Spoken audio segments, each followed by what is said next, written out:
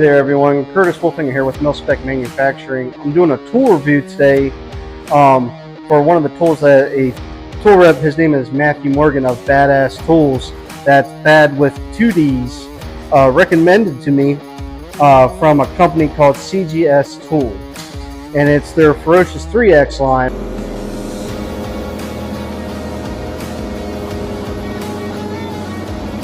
With the feeding that you can do on this tool, and it only being a 1/2 inch diameter, 3 flute with a 30 thou radius, 1 inch length of cut, no coating whatsoever, and 6061 aluminum.